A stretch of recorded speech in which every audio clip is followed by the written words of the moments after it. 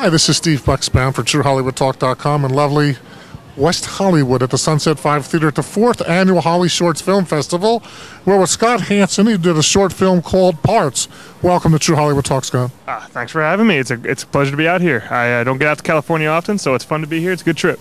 Where are you coming from? I live in Dallas and work in Dallas as an editor, and then have these passion projects like this that I do on the side. And I'm thrilled to be out here to get a chance to show it to an audience that's beyond the family and friends. You know, this is our 5th festival, so far we're off to a pretty good start.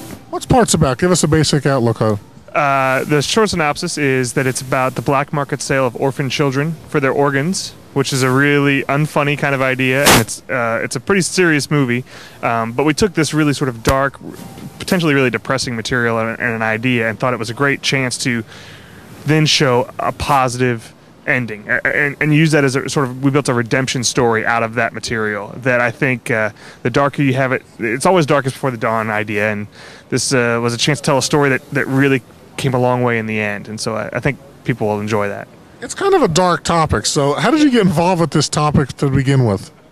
You know, it's one of those things, I read a story in the news back in 2000, 8 years ago, whatever, and it stuck with me and gnawed at me for a while, and so I said, fine, I'm just going to write something around that idea. And then I read more accounts of things happening in places like Russia and Romania and over in the Asian... What is going on? Tell us what's going on. Well, for example, in Russia, there was a story about a woman who, a grandmother who sold her grandson for $90,000 to be sold for his organs.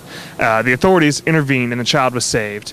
So yeah, but it was the most heart-wrenching, stomach-turning kind of idea I'd ever heard of, and I thought, why in the world would somebody want to do that? And so that question gnawed at me, and so then I tried to write something around that might lead us to that answer.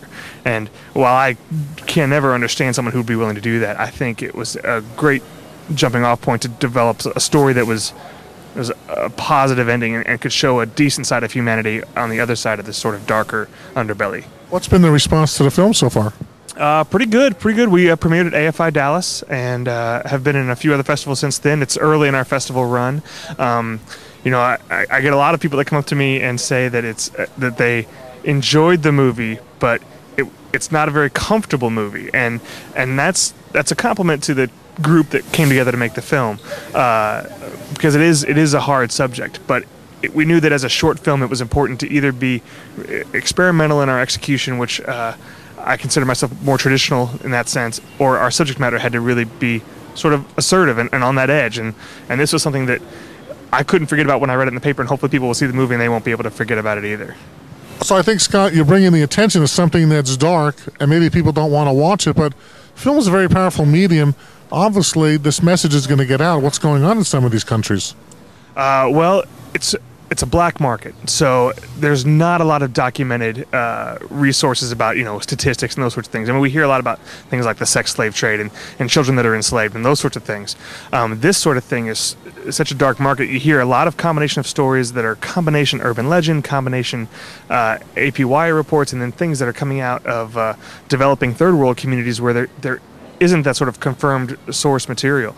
But for me, it's awful to think about that it's possible for humans to do this, but I think also where there's smoke, there tends to be fire.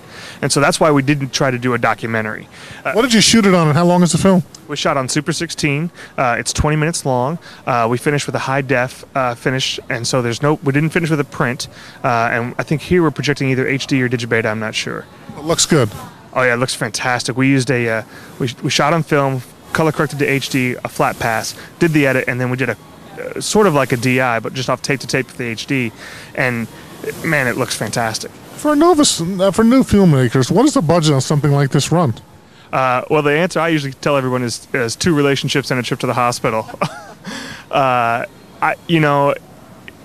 think you can spend as much as you want. Anyone will tell you that. You can spend $500, you can spend $100,000, right?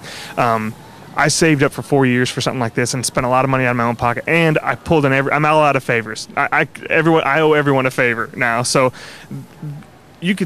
I think the more important thing to ask yourself is not how I can't do it because it'll cost this much. Just do it, right? And what it costs is what it costs. Get it done. And if you've got $1,000, spend it. If you've got $10,000 and it would be wise to use it, then use it. I think you'll be happier having done that than saying, "Oh, I couldn't do it because I didn't save enough." I think just do it. That's the important thing. Scott, I want to thank you for coming on True Hollywood Talk about your short film Parts. Sounds like a very interesting yet dark topic. Looking forward to it. Thank you so much for coming on the show, and wish you continued success. And if you have any money left over for my film, let me know. I'll be happy to use it, all right? Okay, yeah, my pleasure. Thanks for having me. I enjoyed it. This is Steve for True Hollywood.